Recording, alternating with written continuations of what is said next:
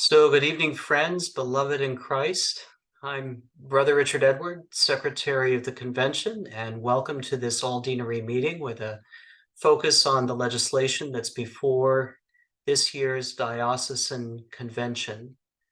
Before we continue, I'm going to ask Ellie Simpson, who is our Associate for Communications and also Chair of the Committee on Dispatch, to say a few words about translation. Ellie. Hello, everyone.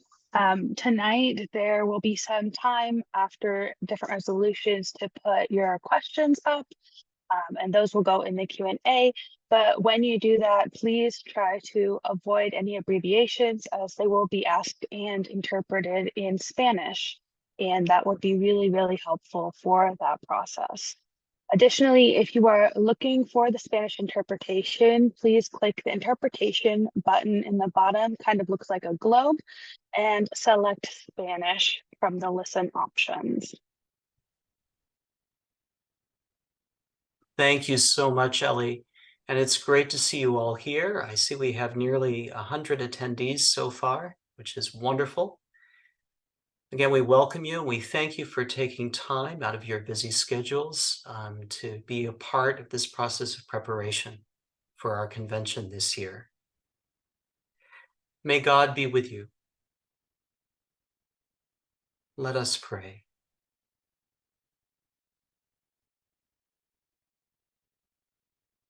O God, by your grace, you have called us in this diocese to a goodly fellowship of faith. Bless our Bishop Mark and all other clergy and all our people. Grant that your word may be truly preached and truly heard, your sacraments faithfully administered and faithfully received. By your Spirit, fashion our lives according to the example of your Son, and grant that we may show the power of your love to all among whom we live and serve. Through Jesus Christ our Lord. Amen.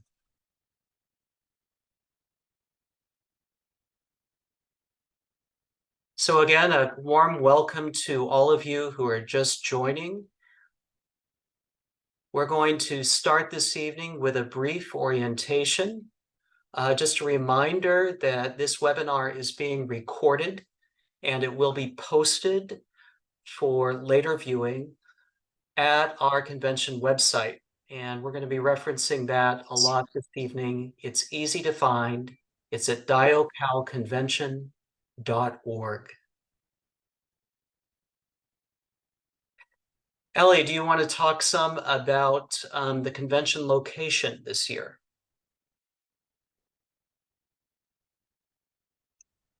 Hello, everyone. I just wanted to hop in with a reminder that convention this year will be in the cathedral nave on Saturday. This year's convention is in person, and you are required to be in person to vote. Also, because we don't know what may be the case with COVID, you might want to be prepared to bring a mask with yourself. Additionally, the Friday of convention will be online, and it is mandatory as there are various trainings and things that you will receive that are necessary for your full participation in voting later on Saturday.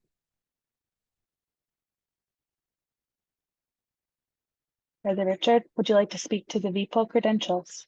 I would be happy to. So one of the things we're keeping as we move into this post-pandemic era of convention is we're keeping the VPOL system for our voting. And many of you will remember that from the years we were meeting online, that you need to bring your own device, your individual device to vote. And we're going to have a practice instruction online on Friday evening as part of convention. So that will be something you could join virtually from home or from your community. And you will be receiving individual credentials on your name tag when you sign in person on Saturday. And those will be the credentials that you will use to get onto vPoll and vote when you're present at convention during the day on Saturday. Just a reminder to say again, there's no way to participate online on Saturday. You must be present in person to receive voting credentials. And this will also help us prepare for the electing convention in December, which will have a similar rule in place. There are going to be volunteers on the floor with you at convention on Saturday to help you assist with logging into vPoll. And so we ask you to please bring a fully charged device and charger so that you always have a device on and ready to cast your vote during the convention. We're also going to be offering a limited number of tablets for those who do not have a device for voting. And these are provided only if you need one. There'll be a place when you register online for you to indicate if you need a device to use for voting on Saturday. So watch for that in the registration that will be coming out in a few weeks. Ellie, back over to you for parking. As a reminder, the parking garage is now under different management, and because of that, things have changed. More information on that and the prices will be posted on the convention website.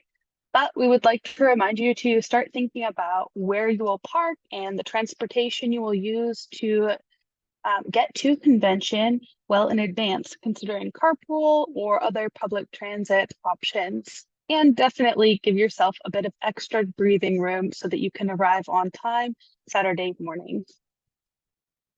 And back over to you. Terrific. Thanks, Ellie. The question has been asked, is there going to be power available in the nave for electronic devices for polling? And the short answer is yes.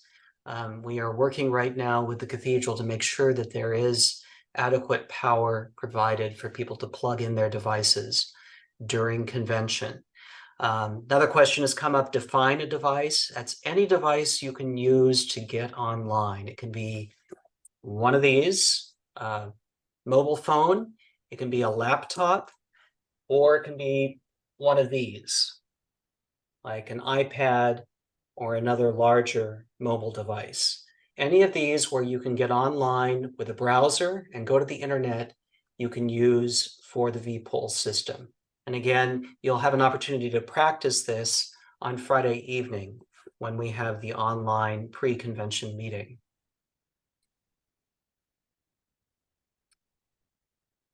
Okay.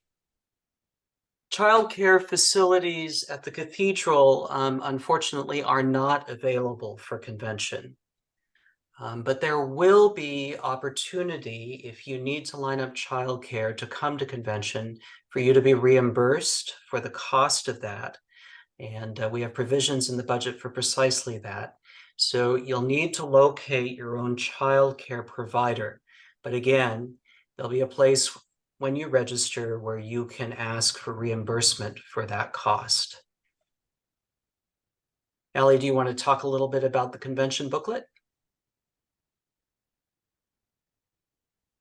The convention booklet will be available 2 weeks ahead of convention, and it will be posted on the convention website.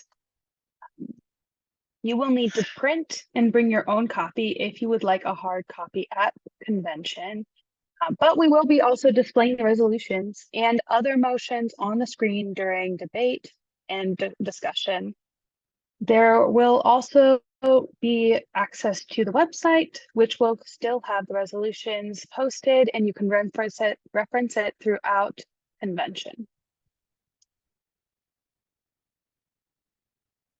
And back over to you. That's a great segue for one of the questions that we have, and that is, will there be Wi-Fi available at the cathedral for use?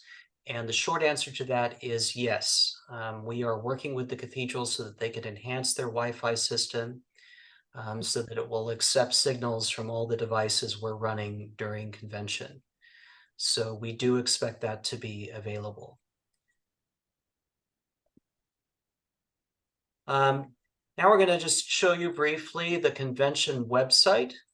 I'm going to pull it up here so you can take a look at it.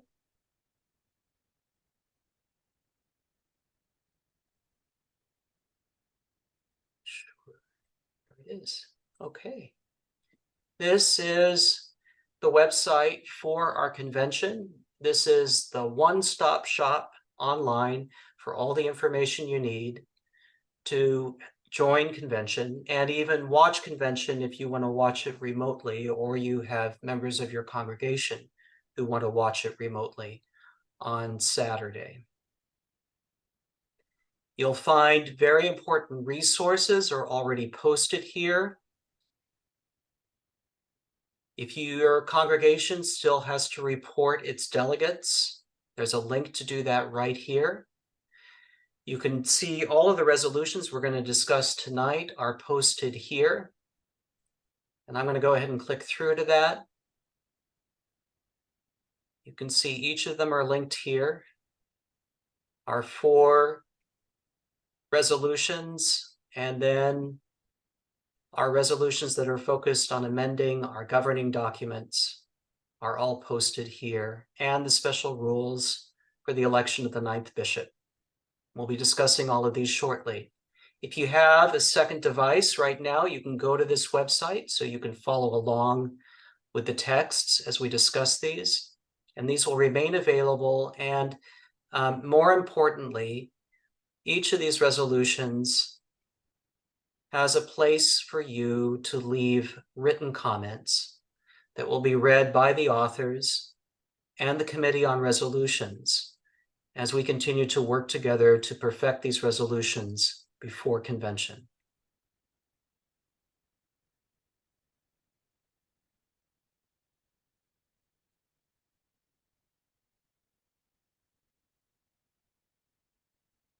You can also see there's a list of the dates and times for the upcoming deanery meetings. If you want to refer to the Constitution and canons of the diocese, those are also available here. And there are a number of other links here to all of the resources that you might need to refer to for convention. Content on this page is updated almost daily, so we encourage you to come back and visit it at least once a week between now and convention at the end of October. And if you have questions at any time, please feel free to reach out to me or to Ellie or to anyone on Bishop's staff, and we'll be happy to help you as you're finding resources.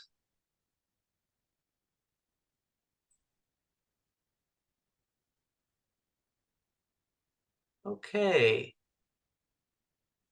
Ellie, back over to you. I saw one question about assistance for folks who are ADA and visually impaired when it comes to voting. And I just wanted to assure everyone, whether or not this circumstance applies to you, or you may have concerns about voting online for any other reason, that we will have people around during convention whose sole job it will be to assist you with voting on VPOL on Saturday. And now segueing. No, go ahead, please.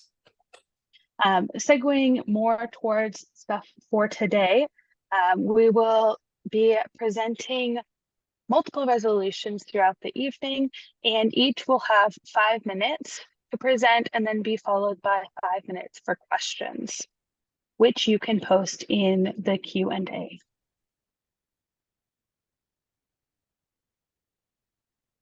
All right.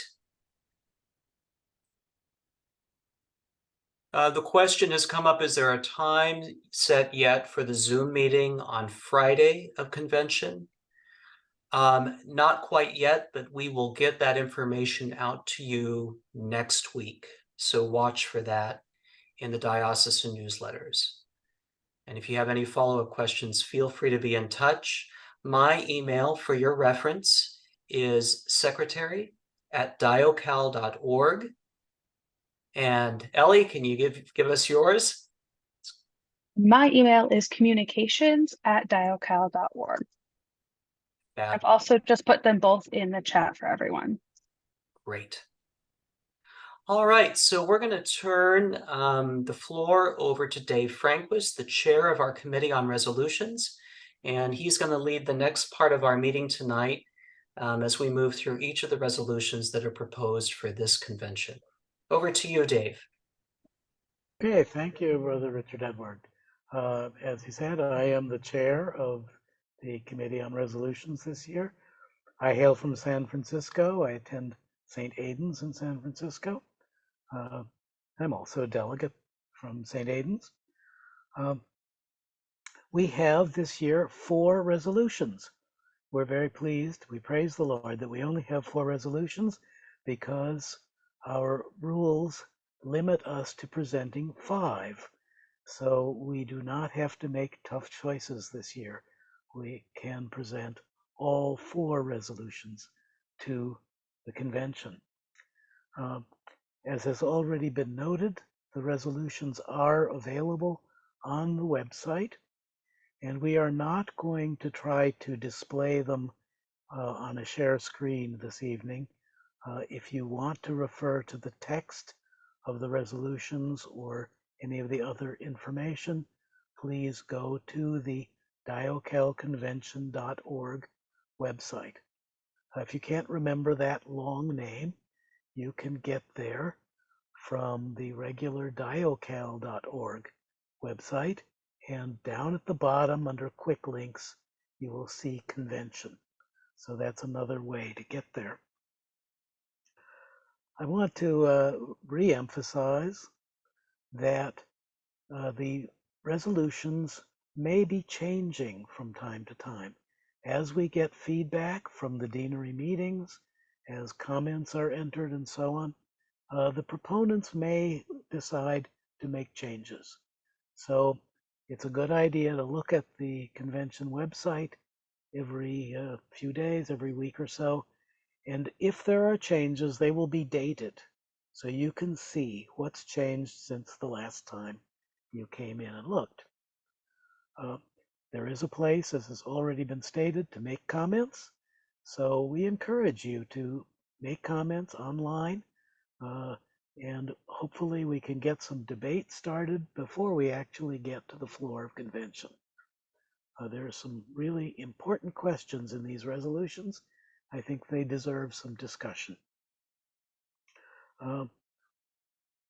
I also want to point out that this evening's program is not intended to be debate and discussion.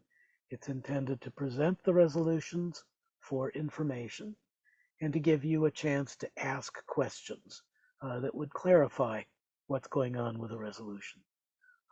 The time for debate will be in the deanery meetings and then finally on the floor of convention.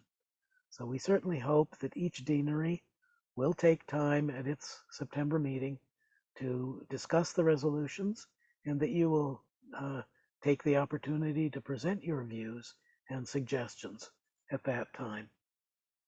The presentation this evening does not replace the deanery meetings. So we're still going to have all 6 deanery meetings, and there's the time that you can discuss the resolutions with your fellow delegates.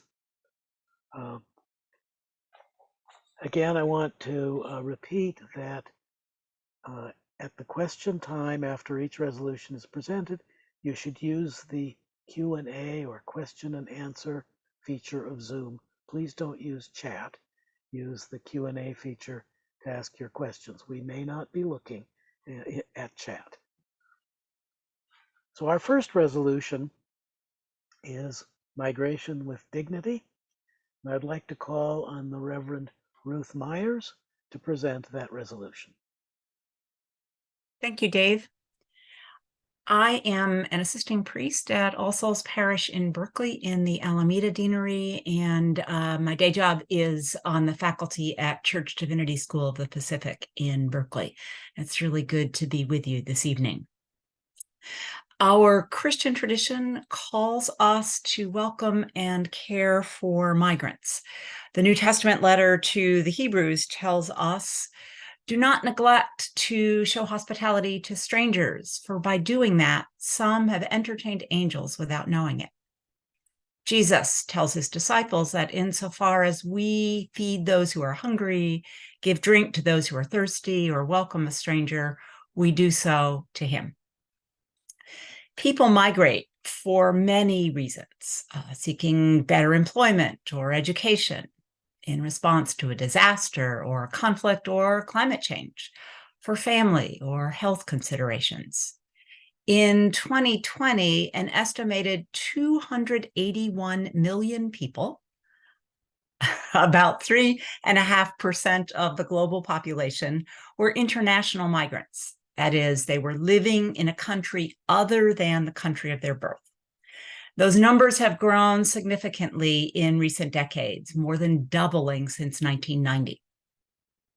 For decades, the Episcopal Church's General Convention has adopted resolutions that address migration, calling for the government to enact humane and just immigration policies and practices.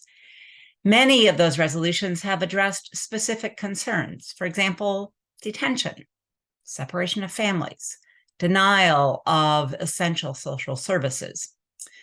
This resolution on migration with dignity sets out a comprehensive framework for the treatment of migrants in a manner that safeguards each person's worth and dignity.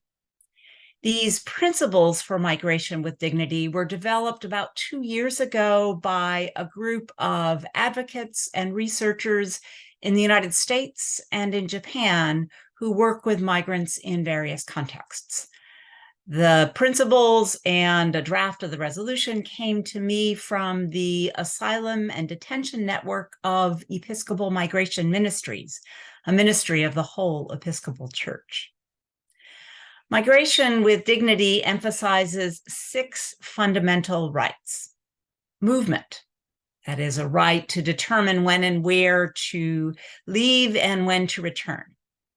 Security, that is a right to be free from abuses like sexual violence and exploitation, human trafficking, enslavement, forced labor, arbitrary detention. Equality, treatment as a human being of equal worth with every other person without discrimination. Quality of life, including food and housing and employment.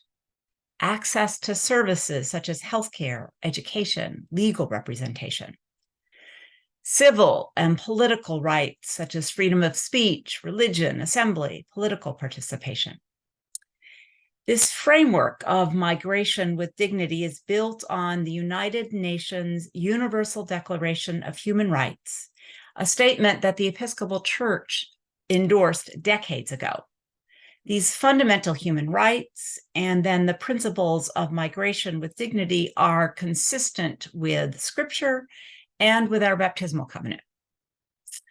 The resolution that's before you, adopting the framework for migration with dignity, has 2 primary purposes.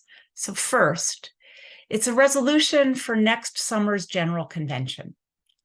If adopted here in the Diocese of California and then by the General Convention, it would provide an overarching framework that would enable the Church to respond to emerging issues and concerns as the political landscape changes, as the government implements new policies and practices.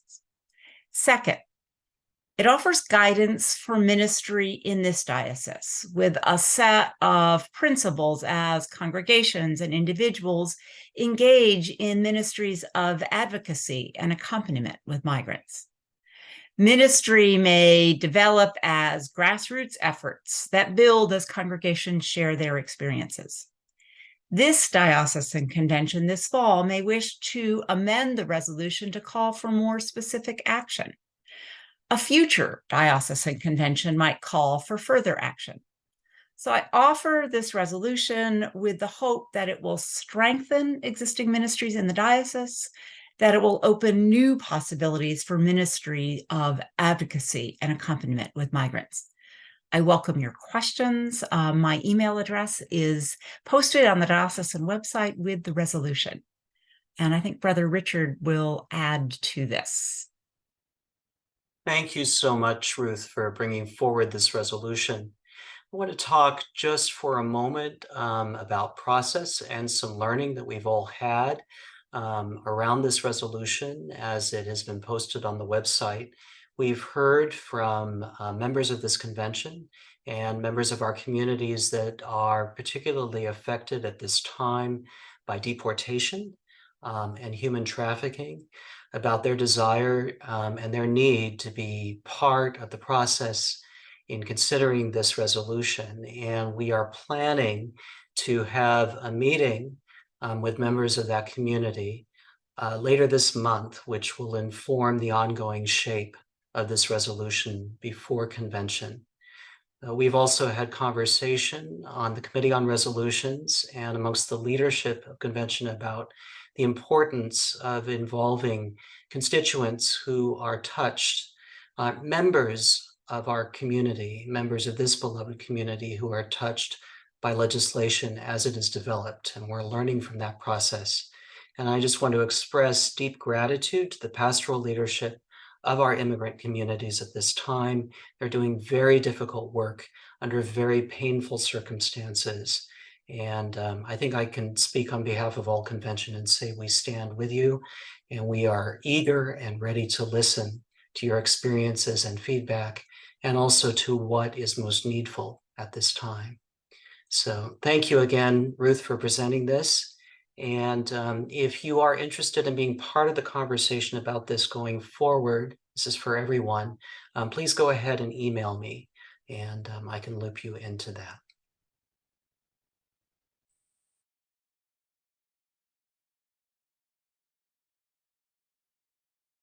Okay, So go I ahead, believe Dave. we have a question in the Q&A. Ruth, can you see the question?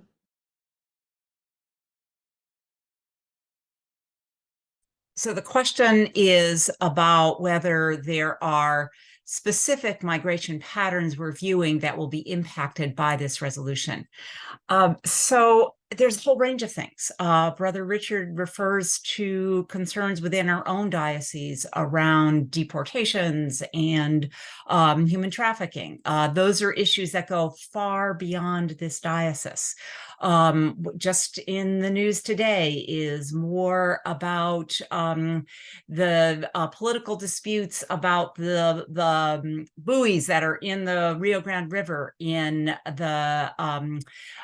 Texas and on the border with Mexico. So there are a whole range of areas and patterns. And I have just a tiny window into some of this. This is a larger community. When I visited the border in March, one of the images that I had that was really helpful is realizing that this is a hugely complex global issue. The people that are coming across our southern borders come from all around the world. And that there are many people addressing many different facets of the issue, from providing water on the border to advocating with Congress and everything in between. So there isn't any one specific thing. The intent of this resolution is to provide a comprehensive framework so that as people are thinking about, okay, I'm hearing about this, what can I do? What guides me in this? We have some clearly articulated principles. If I want to write a letter to my congressperson, here are some principles I can say. Our diocese stands for these principles of human dignity, and I urge you to address the situations that are emerging. I don't know if that answers the question.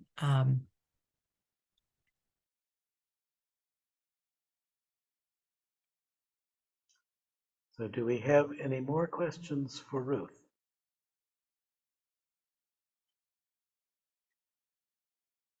I don't see anything popping up.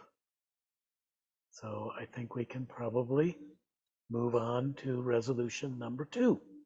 Thank you. Resolution number 2 is addressing gun violence in order to safeguard our youth. And the presenter for this resolution, by the way, I'd like to point out, although the presenter is certainly one of the people involved in putting this resolution together, it's really coming from the youth at St. Paul's, Oakland. And and other groups at St. Paul's. This is really something that is bubbling up from the community. But our presenter this evening is Jeanette Dinwiddie-Moore, and take it away, Jeanette. Thank you very much, David. Good evening, everyone. I am Jeanette Dinwiddie-Moore. I'm a member of St. Paul's, Oakland. I'm a convention delegate. I am co-chair to the Northern California Vivian Trailer chapter of the Union of Black Episcopalians, a member of the Afro-Anglo Commission for our diocese, and also a executive council member. And this resolution focuses on one solution towards addressing gun violence, and that is safe and secure gun storage. Are you okay? Are you safe? Where are you? These were the most common text messages sent by fellow students, friends, and family members to the students after the shooting on August 27th at the University of Northern California. The editor and the staff of the school newspaper, the Daily Tar Heel, covered the front page of the paper the next day with these messages. As of August 28th, PBS indicated that there had been over 86 incidents of gun violence at schools this year. Fast forward to Tuesday, September 5th, and we have another school shooting incident at Skyline High School in Oakland, in our home diocese and around the corner from my house. I'm sure those same questions were asked over and over again then, and are asked every time there is a shooting. Here are some facts. It's hard to believe that firearms cause more deaths of youth and children in our country than motor vehicle deaths. In California, firearms are the third leading cause of death among children and teens. The US is the only country amongst its peers in which guns are the leading cause of death among children and teens. As of August 23rd, 27,846 people died from gun violence this year. And over 1,000 of those were children and teens. I do not know about you, but it just breaks my heart and saddens my soul every time I hear about another life being lost to gun violence, especially when it is a child or youth. And what is worse to learn is that we in California, even though we have some of the toughest gun regulations in the nation, are ranked second behind Texas in terms of the number of gun deaths. Second, I'm not an expert on gun violence prevention, gun safety, or gun regulations, but I do believe that whatever little change we can make to save a life, particularly our children and youth, and create environments where they can thrive and blossom without fear of being shot is important. From what I have learned in working on this resolution is that there are over 6 million children and youth living in homes with guns that are both loaded and unlocked. That's an accident waiting to happen. The majority of shootings committed by children and youth were with guns found in homes of friends, relatives, and parents. So one solution is to impress upon the parents, relatives, guardians, friends, caregivers, the critical importance of using safe and secure gun storage practices at all times. This simple act will reduce the number of lives that are lost. Here's the kicker.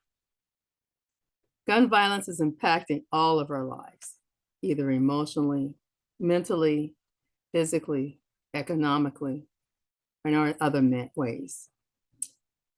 In California, the estimated cost of gun violence in terms of medical, quality of life, work loss, police and justice costs, etc., was nearly $42 billion in 2022. That's about $1,060 for every Californian. As I mentioned, this resolution focuses on safe and secure gun storage practices as one easy solution. It requests that every school district in our diocese provides this information to the parents, guardians, caregivers of every child and youth in their district, and that every school asks those parents, guardians, and caregivers to commit to using safe and secure gun storage practices at all times. Every life we can save is important.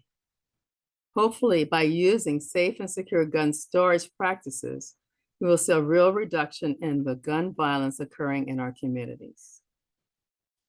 Our youth and our children should be able to play, go to school, have fun, live their lives without the fear of being shot. Thanks for your time and hopefully your support.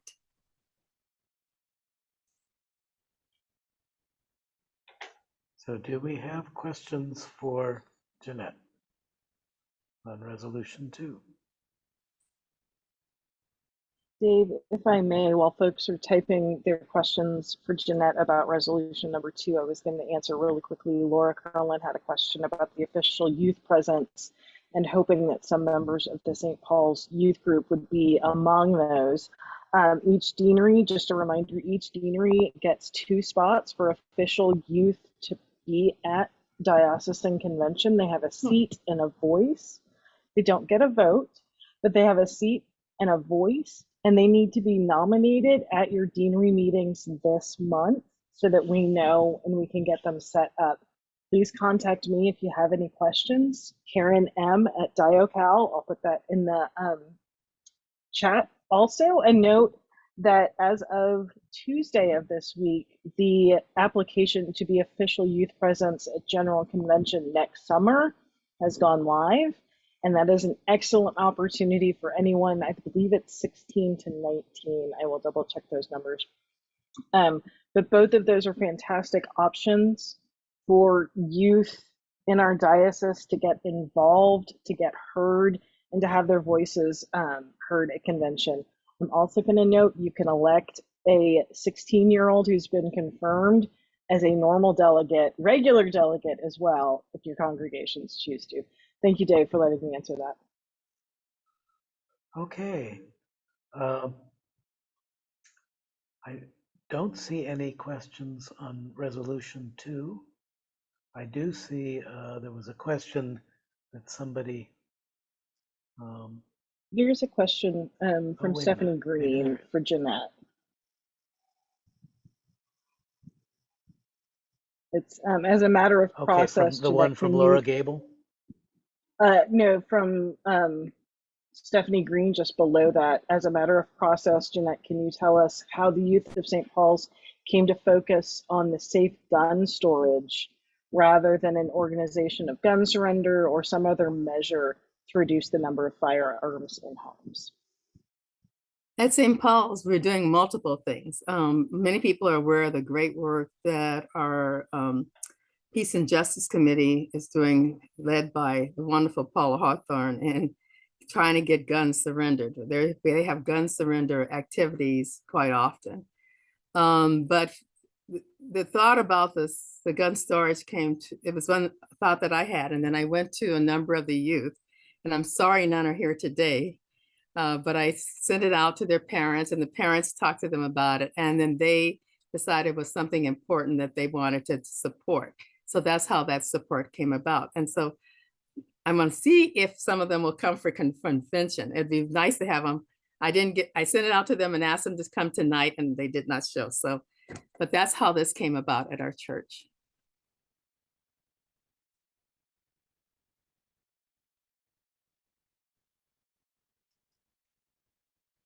There's a follow-up from Eric Gordon. Do you see that, Jeanette? I see the one from Jim Coleman. Is the resolution on gun violence provide reinforcement of existing regulations to be explained to schools for students to take home to their parents? And Jim, yes, it does really provide reinforcement of those existing regulations. So it's a way of us trying to get the schools to get out there and make sure they get those things out.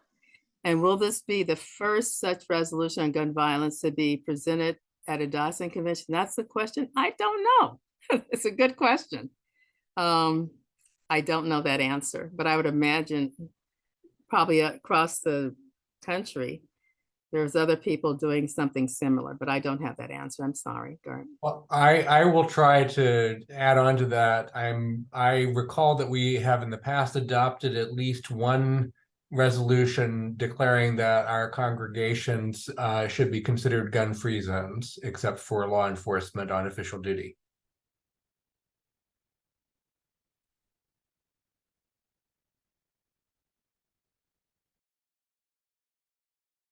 Okay, if there are no more questions for Jeanette, we can move on to resolution number 3.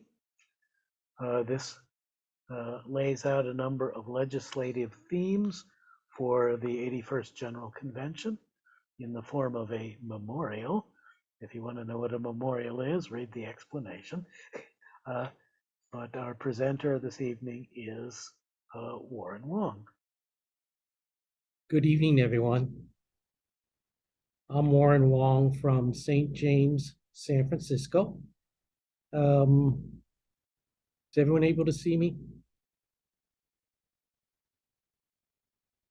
Okay. I'm Warren Wong from St. James in San Francisco. I'm a member of the deputation to the General Convention. This will be my 7th General Convention, and it's a joy to serve with such a wonderful group. This will be our 81st General Convention. Traditionally, what the deputation does is we craft resolutions, we submit them to Diocesan Convention, so we can take them to the General Convention. For the 80th General Convention, we decided to change the process of which we were doing this by, instead of submitting individual resolutions, we decided to craft a memorial identifying specific themes that we wanted to carry to the General Convention. When we elected our deputation in 2022, we went through and identified the priorities that we felt the diocese was seeking to take to the General Convention next year. And if you will look at the resolution number 3, we are crafting that as a memorial format where we've identified 12 themes.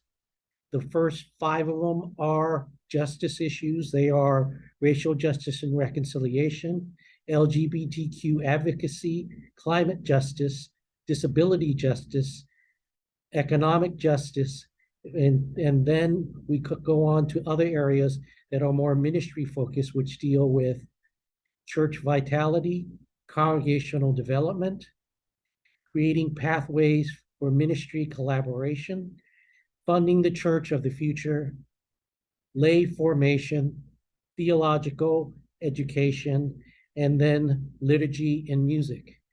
One of the reasons we shifted this format from a specific resolutions to this memorial is to allow the Diocesan Convention to know what the priorities we've identified, and we will submit that, and this will be posted with the General Convention website as a memorial.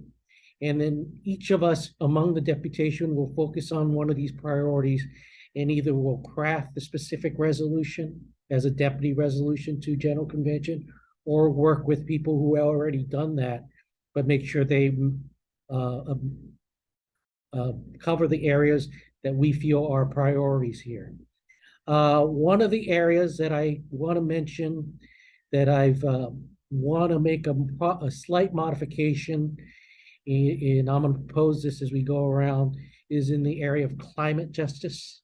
You've seen me at a couple of times where I've spoken about, and Bishop Mark have spoken about, the need for fossil fuel divestment and focus on the oil industry.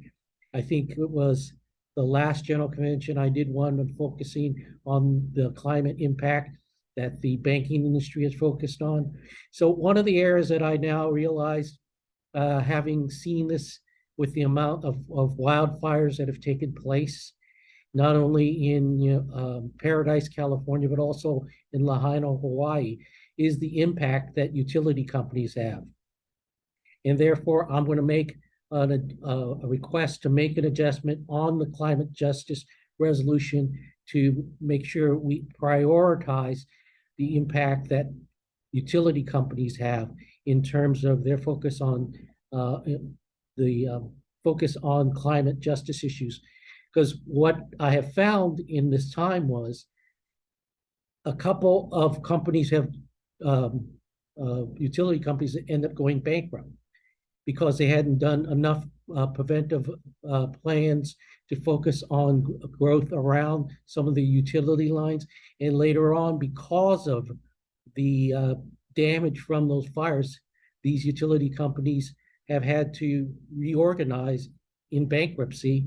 And one of the things that was upsetting for me as I was reading about this is this basically impacts their ability to shift to renewable energy. And my hope is by taking a stance where they're doing more creative and preventive work to manage some of the growth around some of the utility wires, that we will be able to make sure that going forward, as this planet heats up, we're able to address that, and the transition to renewable energies can actually take place. So that's about it. The other thing was, I think by presenting this format as these priorities as a memorial, we don't get to the point where at Diocesan Convention, we're actually wordsmithing 12 different resolutions. We're talking about the themes in these blanks here. So that's all I want to present, and I'm open to questions that people may have. Thank you.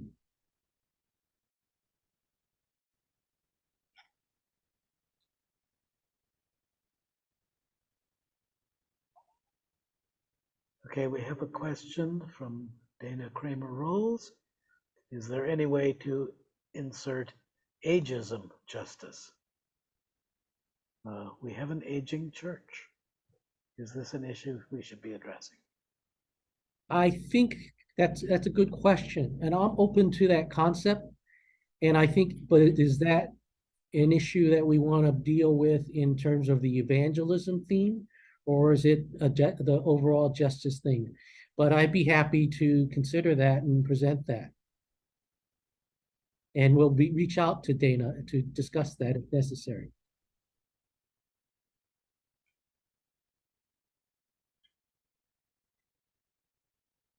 We have other questions addressing resolution number 3.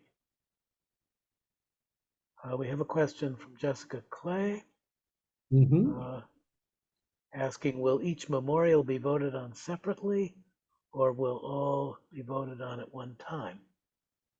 It will be voted on as one in the body of the whole resolution, as one resolution, not by individual planks.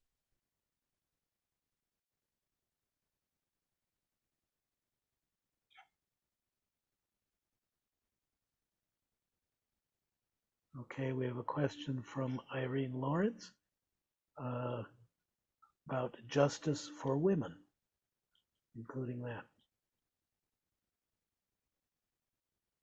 I think that wasn't established as a priority, but I think we'd be open to considering that if she wants to sit down with us and provide some language, we'd be open to adding that onto the platform or one of the priorities there. So please, send an email to me at wjwstjames@gmail.com. And I'll be happy to work with y'all in terms of crafting language to insert there. Dana, and to, what was the other person? the last one? Yes, thank you. Any other questions?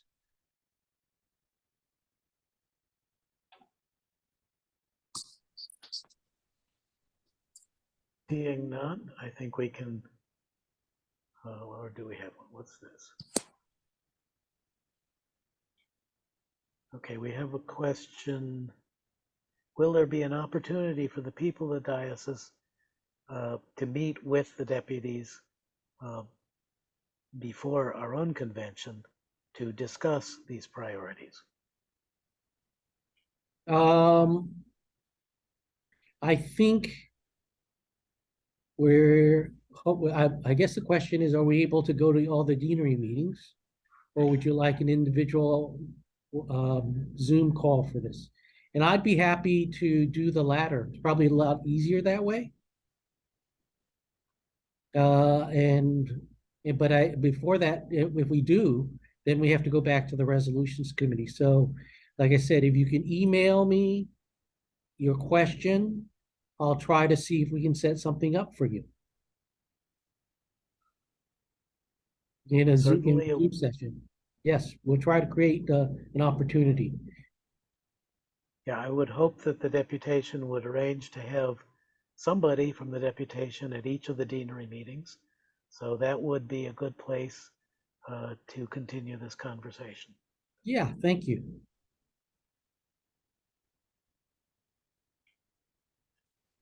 Okay, let's move on to resolution number 4. Thank you, everyone.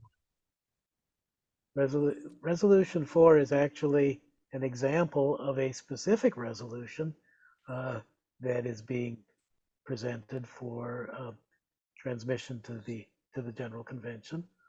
Although Warren said we weren't going to do that for everything, some things rise up to be significant enough that maybe we should. So resolution number 4 is a proposal to add Howard W. Thurmond to the Episcopal Church calendar.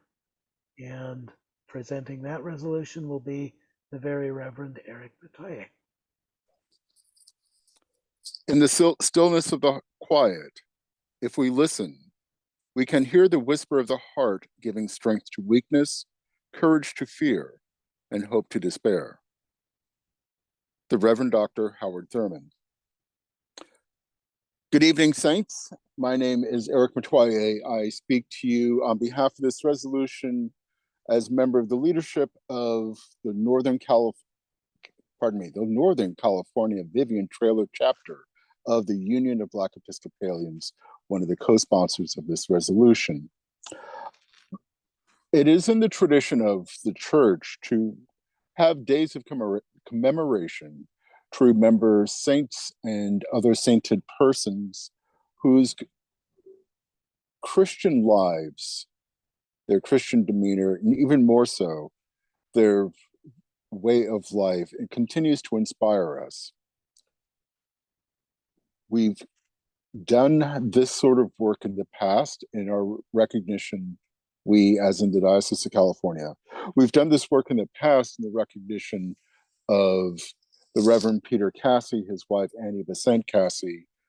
Reverend Cassie was the first clergy of color ordained west of the Mississippi to the Diocese of California for the work of propagating the gospel to colored persons and their own work as educators to people of color in the early days of the state of California was noted, and their feast day comes up actually next week on September 13th.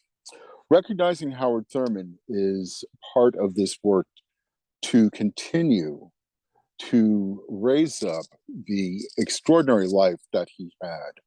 The resolution itself is a much greater hagiography than I can give here, but what I do want to recognize, though, is the local connection. Dr. Thurmond was the founder of the Church of the Fellowship of All People. Over on Russian Hill, he founded that church with Dr. Alfred Fisk, back in 1944. Dr. Thurmond was in constant conversation with Dr. King, with Bishop Pike, as well as a canon to the Cathedral of St. John Divine. and several Episcopal clergy, including my own mentor, the very Reverend Dr. Sandy Wilson, studied under Dr. Thurman at various points in his career. What I really want to also raise up is not only the local connection and our raising up of saints in our midst, but also that the work that he's done as theologian, philosopher, poet, pastor, and educator is still reflected today. His seminal work, Jesus and the Disinherited, has been a key portion of our anti-racism training and sacred ground work in our diocese for as long as I've been in this diocese. And certainly in the past 3 years, we've had sacred ground training, which God willing continues to this day. So I present this on behalf of the many people who wish to add Dr. Thurman to the calendar. And I turn this over to Brother Richard Edward to explain the process of the calendar and adding names to the church calendar of lesser feasts and fasts. Brother Richard Edward. Thank you very much, Eric, for your wonderful presentation. And it's a great honor for me to be helping present this resolution to this convention. The way the calendar in the Book of Common Prayer is amended is through resolutions like this, coming from dioceses, deputies, bishops, or other bodies of the church. And it requires the passage of 2 general conventions in order for a name to be added to the calendar. Over the years, and particularly over the past 30 years, there has been a variety of rules and guidelines suggested for what should be considered when nominating someone for the calendar. Some of those key guidelines include local commemoration or local practices honoring a particular figure. There have also been guidelines suggested that either 50 years or 2 generations have passed since the figure who's being nominated has died. Incidentally, Howard Thurman is coming up on the 50-year point after his death.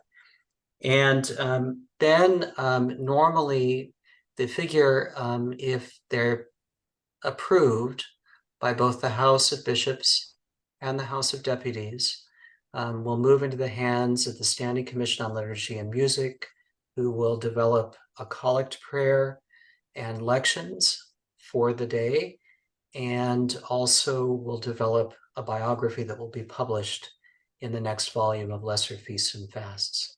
So that's a glimpse of how the process works.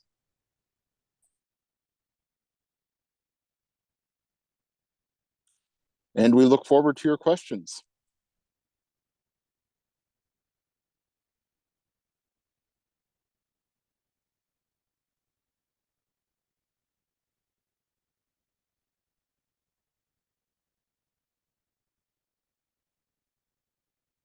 I'm not seeing any new questions addressed to Resolution 4. But if you have questions, be sure to contact the proponents, and you can raise questions in the various deanery meetings as well. We had some general questions that came in. One was about, is it possible to add more resolutions at this point? We're past the deadline for submitting resolutions. Yes, it is possible. A resolution can be added to the agenda if you can get 2/3 of the convention to agree to do so. And I know there are some issues that have been coming up recently since the deadline was passed that may result in resolutions. So that 2/3 rule will apply. I would ask that if you are considering adding a resolution, that you contact the Committee on Resolutions, contact me, and we will help you figure out how to do that effectively. There was a general question about how is, if a resolution affects the budget, how is that handled? I don't believe we actually have any resolutions this year that affect the budget, so it's a bit of a moot point. But it would need to go to Executive Council to deal. They deal with money matters between conventions.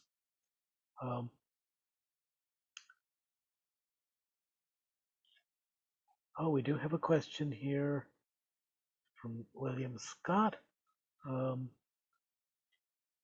wondering about Thurman's local work.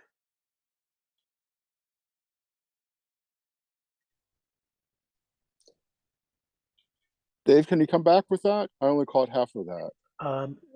The question simply says, wondering about Thurman's local work. I think the question is, what specifically did he do in the diocese here?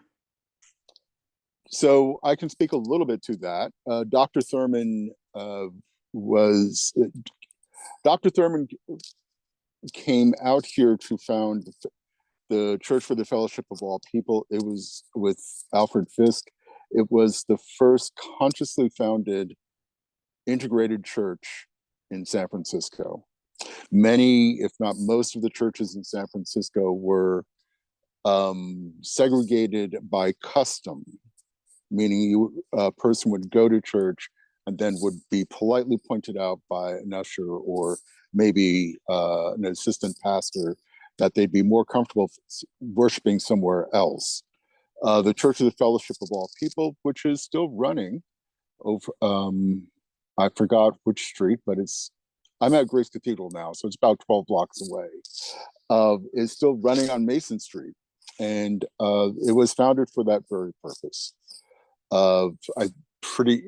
Thurman taught at Howard, he taught at Boston University, a little bit of time at Graduate Theological Union, where my great uncle was, and he was in conversation with most of the civil rights leaders, most of the people that were involved with the Southern Nonviolent, with SLIC, the Southern Christian Leadership Conference, with Vincent Harding, Dr. Harding, Dr. King, and Bishop Pike. So yes, he's not an Episcopalian, but we have recognized non-Episcopalians, members of the Christian faith in our calendar. Oh, he was canon to at St. John the Divine also. It's a question from the Reverend Jeff Dodge Hogarth. Would there be opportunities to write liturgies around this work? Brother Richard Edward. I say yes. I leave it to SCLM, the Standing Committee on Liturgy and Music, to further answer that. Yeah, the short answer is yes, absolutely. And in fact, what the SCLM does is they only offer suggested lections and a collect prayer for the commemoration, but it's up to the local community to decide which liturgy is most fitting to commemorate a figure.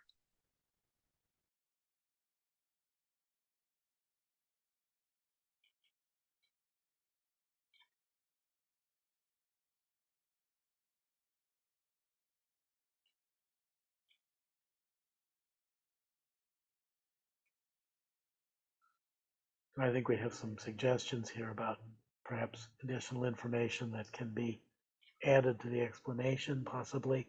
So I just refer those to the sponsors for their consideration. And I think it's time now for us to move on to the next part of our evening, which is consideration of changes to Constitution and canons and special rules and all that stuff. So I will turn it over to our Chancellor, Christopher Hayes. Thank you very much, Dave. So I, in addition to serving as your Chancellor, I also serve as the chair of your Committee on Canons. The Committee on Canons is responsible for reviewing all the proposed amendments to the canons. It does not generally change them for any reason other than making sure that they are consistent with existing canons and to perfect the language so that they reflect the intent of the proposer.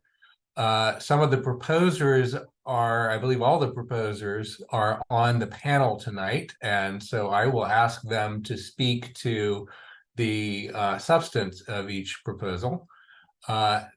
All of these proposals involve a lot of words. The words are important, so I've prepared some slides so that you will be able to see the words. And hopefully you're seeing those words now, or at least the introduction to those words.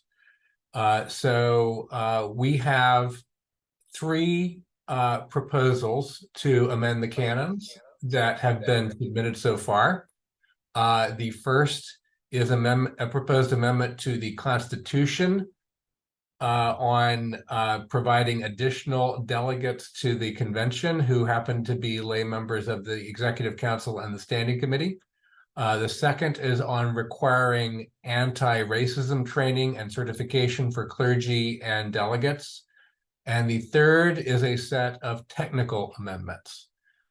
So if we can start with the Resolution A, lay members of the Executive Council and Standing Committee as delegates, and I would invite Sherry Lund and Brother Richard Edward Homer to speak to this. Thank you, Christopher. I'm Sherry Lund, and it's my honor to represent you as a convention representative to the Executive Council. And this year, I'm also serving as chair of the Executive Council. So why should we do this? Why should we make this change? So to go to the first statement in our little annotated part, the bigger question is, why have we not made this change? And I would answer by saying that this is an example of where we have some very, very old language in some of the canons. So perplexingly, convention reps are elected by all of you, by convention, to represent the interests of convention all through the year when convention is not in session.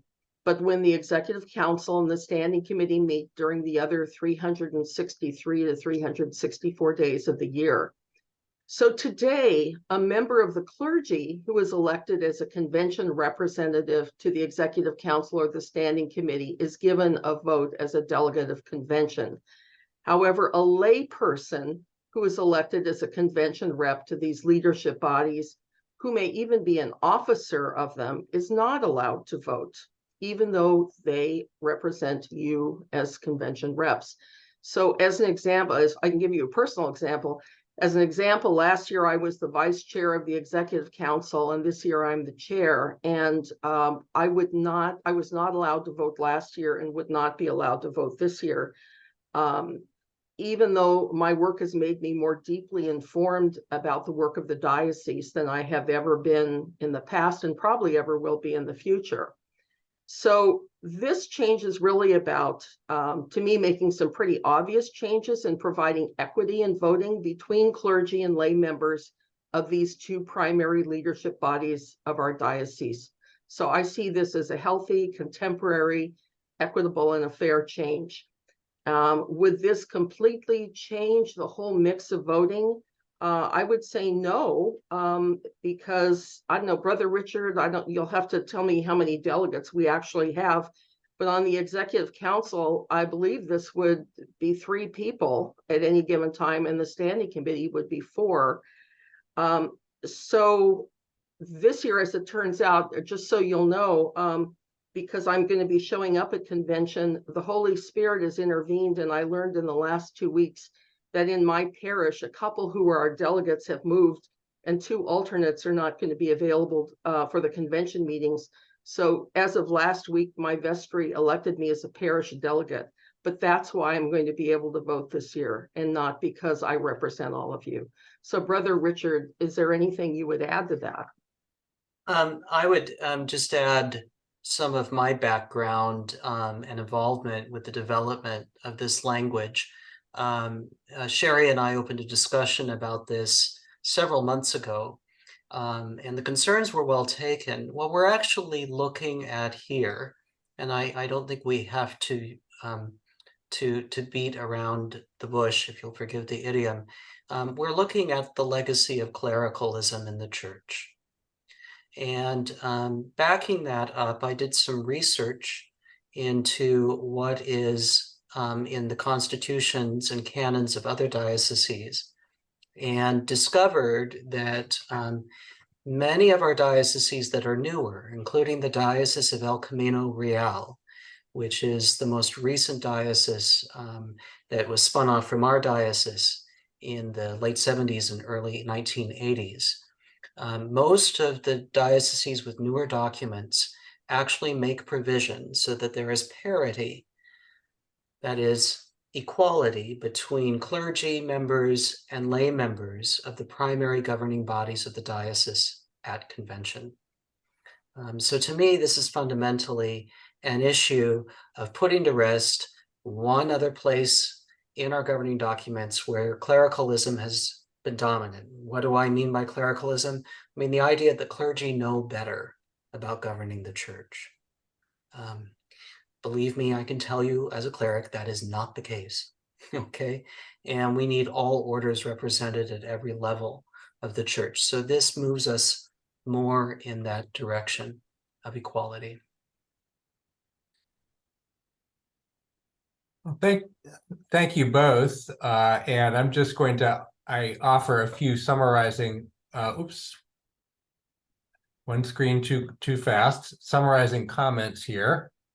So the way it is now, all clergy are members of the convention automatically because they are clergy. So this proposal doesn't change that. Lay delegates now have to be elected by a congregation. If the proposal is adopted, it would therefore affect only the lay members of the standing committee and the executive council. And since it's an amendment to the Constitution, it will not take effect unless it passes both this year and then passes again next year on a second reading. I just remind all our speakers to please take your time as you're speaking so that Brother Angel can keep up with the interpretation. And I will consider myself duly reminded. Thank you, Brother Richard Edward, and thank you, Sherry. I think the questions that we have received have been answered. I did see one that was asking whether this affected the General Convention deputation. The answer to that question is no. This affects only our diocesan convention.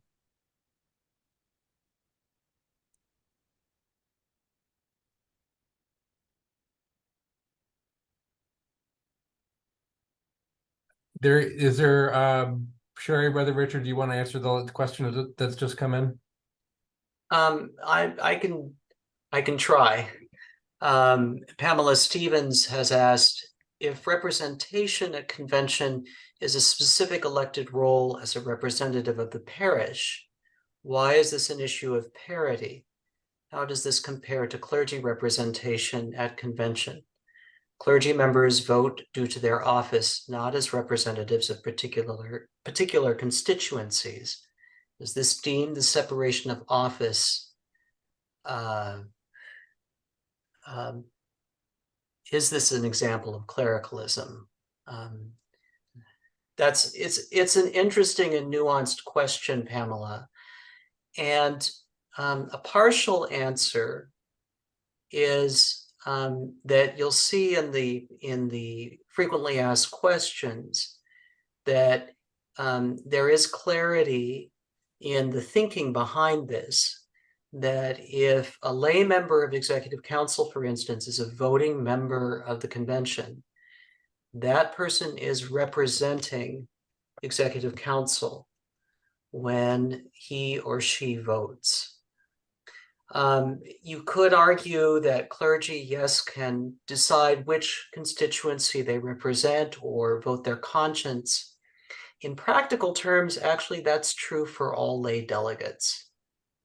We say that lay delegates represent their constituencies, and yes, that is true, but that does not mean that they are forbidden from voting their conscience on any decision that comes before the convention. We respect that as part of our polity. So ultimately, what this does is this raises up parity for the bodies of executive council and standing committee. In other words, there's a real equivalency then for all of those members to be part of the vote at diocesan convention.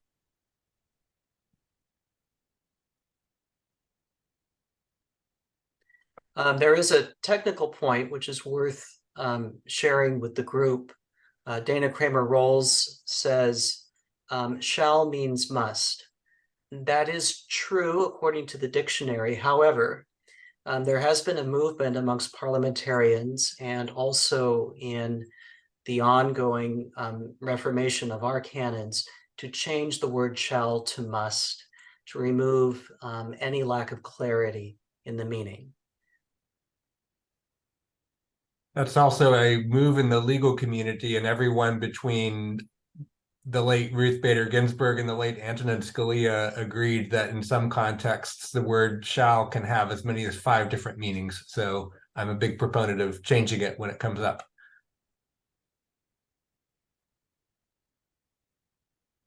All right, so let's, I think we can move on now to the next proposed canon. This is a mandate for anti-racism training, and I would invite the proponent, Warren Wong, to speak to this.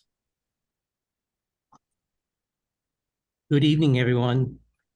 You may remember at our diocesan convention in 2020, we after the struggles we saw regarding the issues about racial justice, that we felt it was time to call the wider church in the House of Deputies to mandate anti-racism training for members participating in the House of Deputies.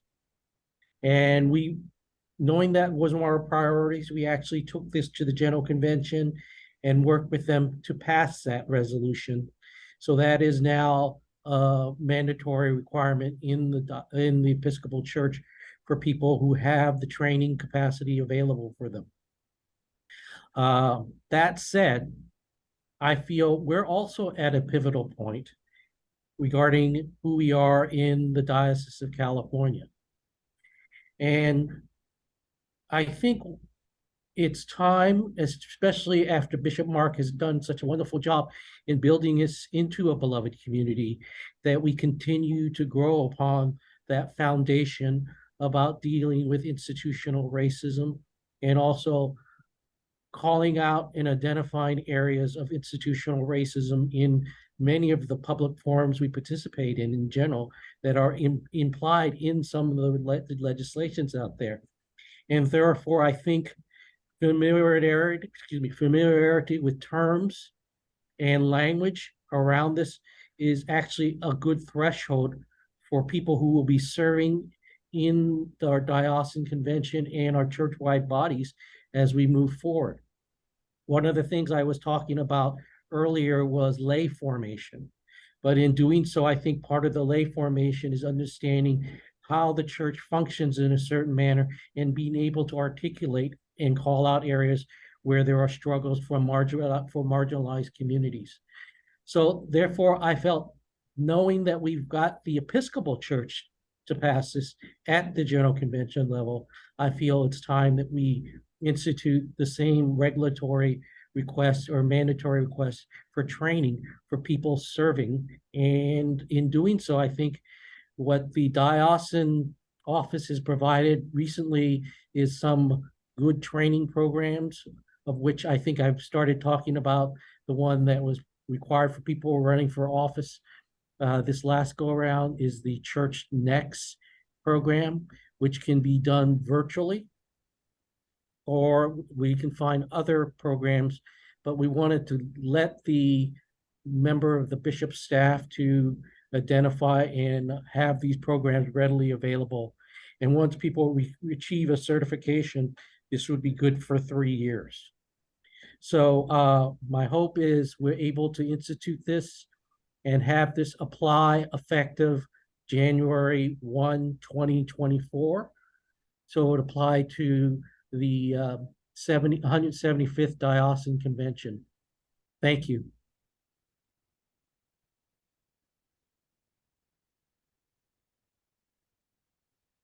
Any questions?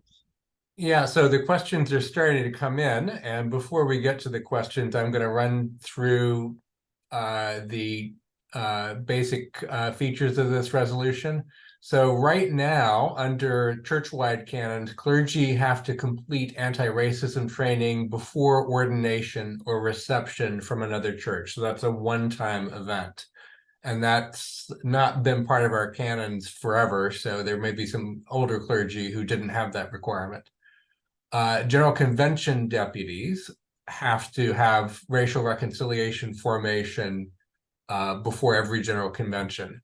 So this proposal would make the change into a requirement for everyone who is a voting member of the Diocesan Convention, and it would have to be done every 3 years. Based on discussion that Warren and I have had, there will be at least I'm recommending that this resolution take effect on January 1st next year. And that's because it would not be feasible to implement it before the electing convention for our Bishop Coadjutor in December.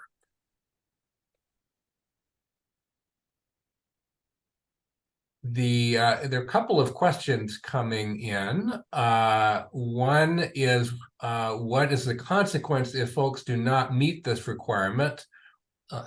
Would there be a loss of vote at the convention? I will give you my opinion on the fly. My opinion is not binding on the convention unless it's actually accepted by the presiding officer and the convention doesn't disagree with that opinion. So this is my so take it for what it's worth. The proposal does not have a mechanism for removing anyone's vote. And the voting members of the convention are defined by the Constitution, which this proposal would not change. So in my opinion, there would not be a way to prevent someone from voting who has a right to vote under our Constitution, even if they hadn't completed this training. Yeah, and one of the things I'm trying to share is I think it's important that we do this work together as part of our diocesan community. If we really are going to build the beloved community and we're here to do God's work in the church, my hope is everyone would strive to do this. We may not get 100% batting average on this. My hope is we make good progress in the coming year, especially as we start with a new ministry for the ninth Bishop of California, as they start visioning where the Episcopal Church in the Diocese of California is going to work. And I think if you have these tools, it'll make you a much more richer and authentic person in terms of your ability to speak to some of the issues that we'll be struggling with in the coming years. Thank you.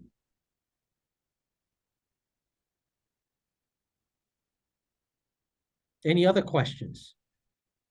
There are several that you might want to try to answer, Warren, if you can see the Q&A.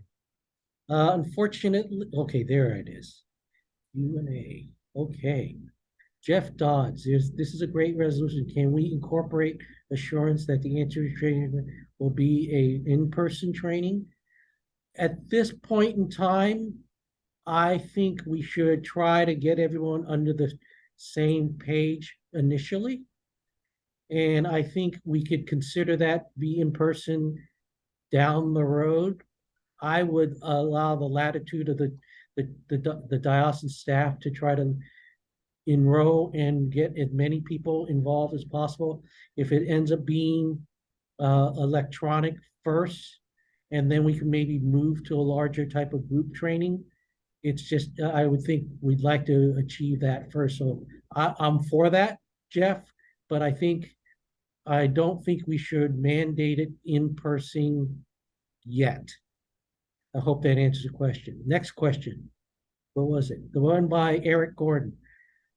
Are there any protocols, following up trainings, and or ministries that will develop or support positive for the anti-racism training so that the training doesn't exist in a vacuum in terms of, what was that, desired outcomes. Oh, I think some of the things that to surface is we don't want to be taking the same training and just in checking the box. I think this is a formation training. I think it's opportunity for people to have a foundation on terminology.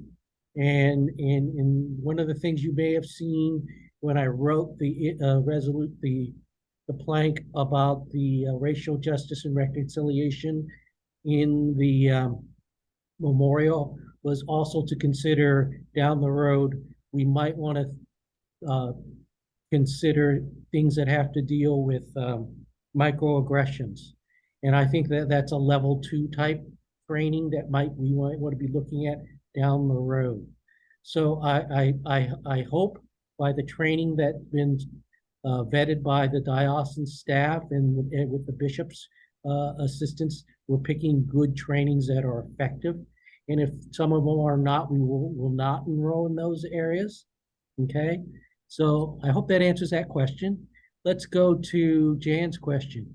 This supplants all previous anti-racism trainings. Oh, I think the timeline, and thank you for the question, Jan. We're basically saying that you need to take some type of training every 3 years to be involved in the training, to be a delegate for convention. And if you have done things like, what was it, the Sacred Ground, I think that could potentially qualify, but I think we need to make sure it's something we can have certification completed. So I won't say it's going to supplant that, but I think it's basically something that we will look at, and that's something we will work with diocesan staff and how that would be taken and addressed. Next question comes from Jeff Dodd. Will it take to make the assurance possible as soon as possible? Excuse me, I'm trying to get you for that question. What would it take to make that assurance possible as soon as possible? I'm not reading that question correctly, and can I come back to that?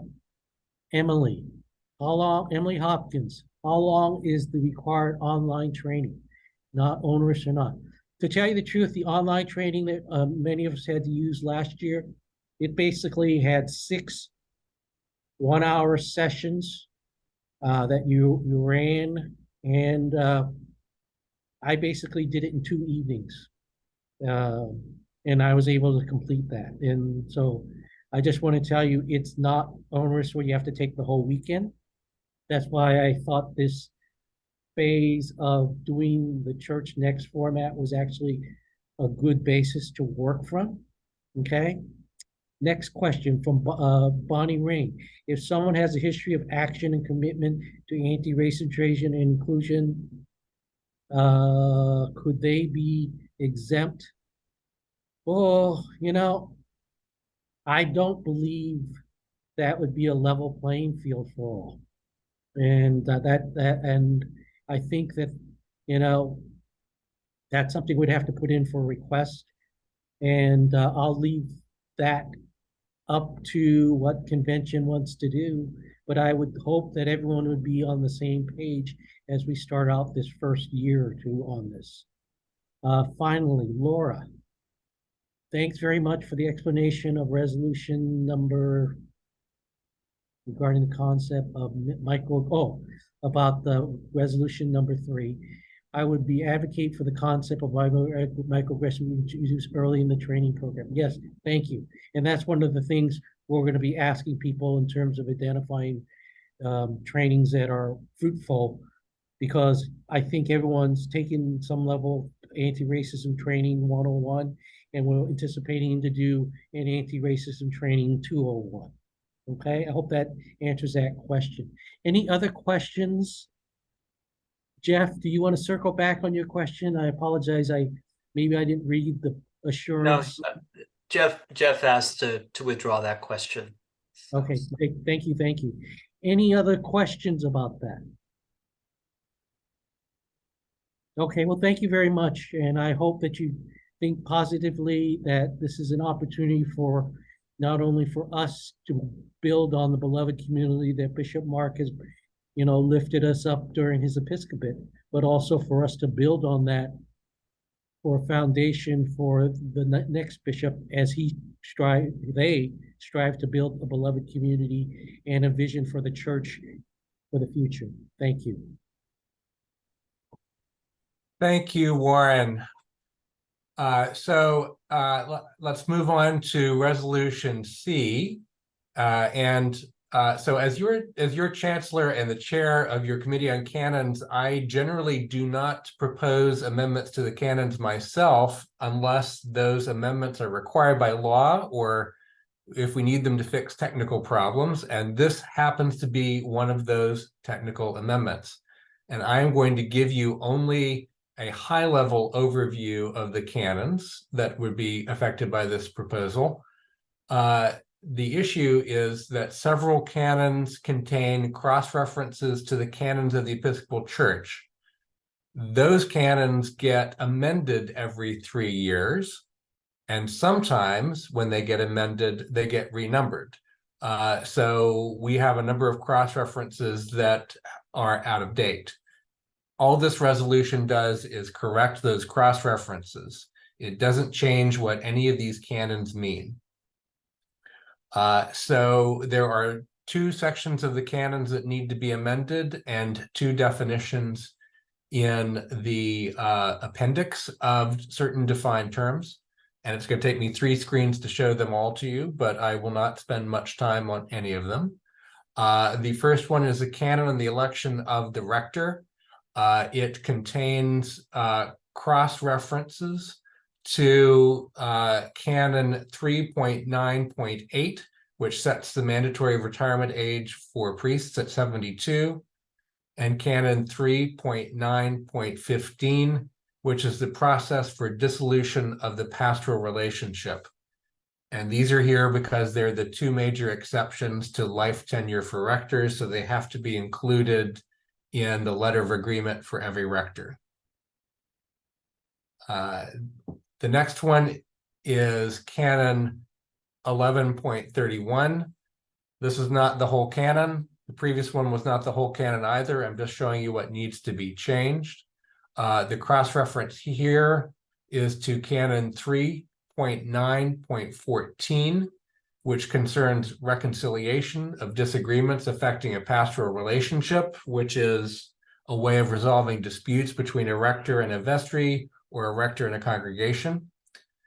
And the second one refers to Canon 3.9.7.c.2, which allows other clergy to officiate temporarily at worship.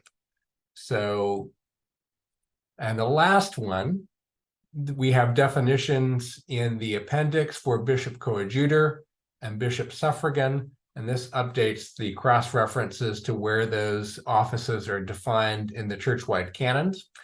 Since we're about to elect a bishop coadjutor, it will be helpful for us to correct these. So, quick summary, what does it change? Nothing at all. It only makes the cross-references refer to the current version of the church-wide canon so that it's clear what they all mean. And these amendments, if approved, would take effect at the close of the convention. Are there any questions about the most entertaining proposal of the night?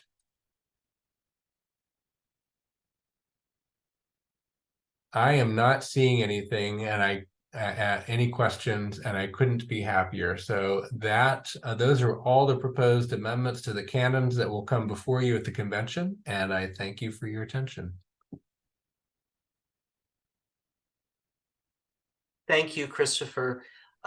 It is worth pointing out at this time that we have just posted to the Diocesan Convention website, diocalconvention.org, the proposed rules for the special convention in December for electing our next bishop. I invite and encourage all of you to go and look at those rules. They were written very much in mind with an eye for making things as clear as possible. It may seem like electing a bishop is a simple task, but in order to do it correctly under our church-wide canons and under our diocesan canons, we need to follow a special set of procedures that need to be very clear and very transparent. Because once we have elected our next bishop, the rest of the church is going to review our process and decide whether we have done a proper election so that we can move ahead for consecration. So you're welcome to take a look at those rules. They have been vetted in conversation between me, Secretary Christopher Hayes, our Chancellor, and they have been approved and will be presented by the Standing Committee of the Diocese for our consideration at the annual convention at the end of October. Christopher, would you like to add anything to that? No, I will just second what Brother Richard Edward said. It's always a good idea to read the rules of order before the convention, because they tell you exactly how to do what you want to do at every convention. And you should especially read the special rules to be sure that you understand how the electing convention will work.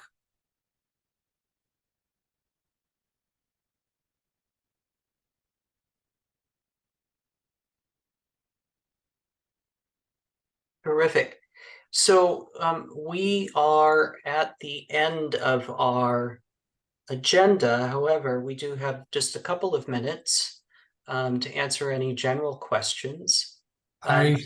There's one now which we can try to answer. When will we know the candidates for bishop? So we are scheduled for right now, I will say there are finalists who have been interviewed by the Bishop Search Committee. I've also interviewed them, which is a required procedure in bishop elections. They will be, once final decisions are made by the search committee, they will then be approved by the standing committee, and their names will be announced on September 22nd.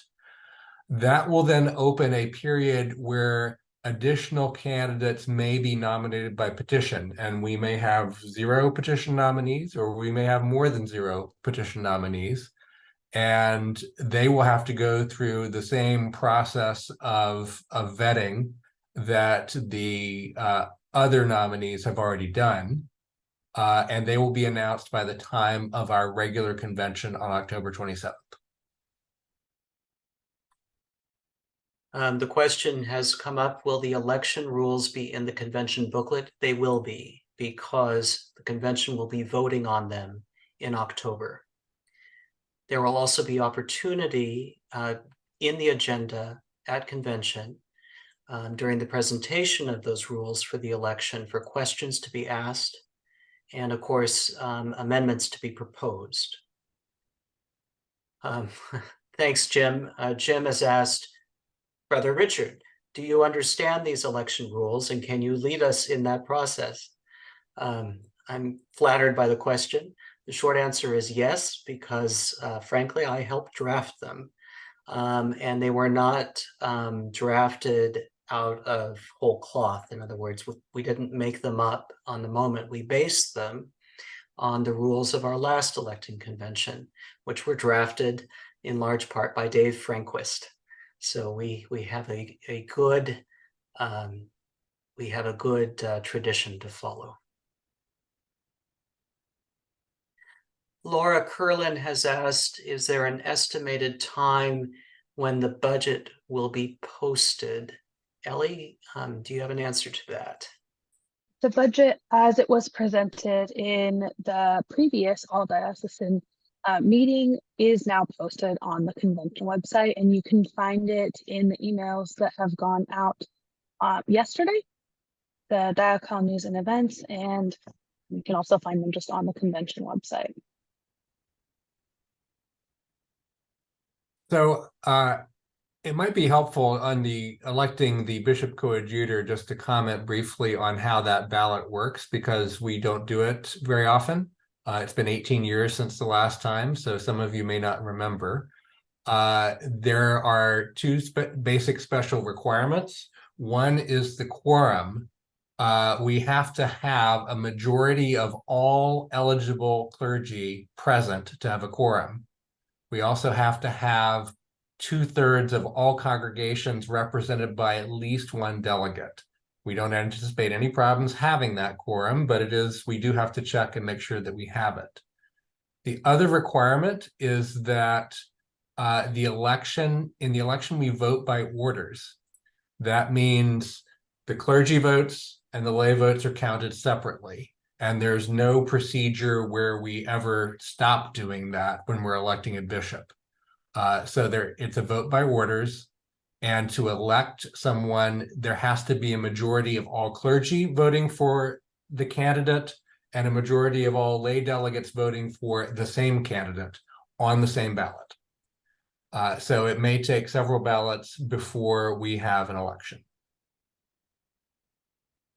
Brenda Paulin, who is one of the co-chairs of the search committee for our next bishop, has clarified and has asked us to clarify that when we talk about the candidates for bishop, they are candidates until the slate is announced. And at that point, they become finalists.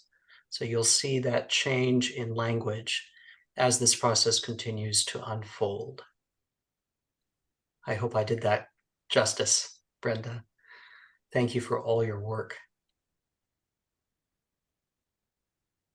Laura Curlin has pointed out there may be a technical issue on the convention website. We'll make sure that the financials are correct. Ellie and I can double check that.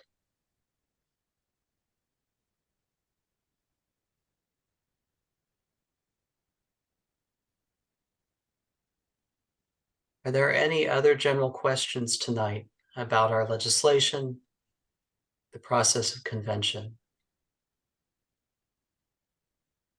Eric Gordon has asked me to repeat that there you will hear discussion about those who are running for bishop. They are described as candidates until the slate is announced, and at that point they become finalists for the election.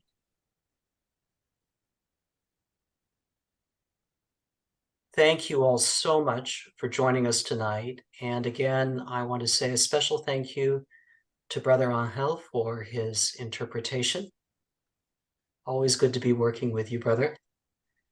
A big thank you to Ellie Simpson and to Dave Franquist and to Stephanie Martin-Taylor for a lot of work behind the scenes to line this up. And above all, thank you to all of you who have taken the time out this evening to learn more about the legislation before our convention. We strongly encourage and urge you to attend all the deanery meetings that you can, and especially your own deanery meeting, where you can have more extended discussion about each of these items of legislation and raise questions. And the more lively the discussion is at the deanery meetings, the more feedback we have to work with as we continue to perfect legislation in the lead up to convention. Again, I want to thank you all for being here. Wish you all a most blessed evening. And thank you again to our panelists and everyone who's contributed to the night. Good night.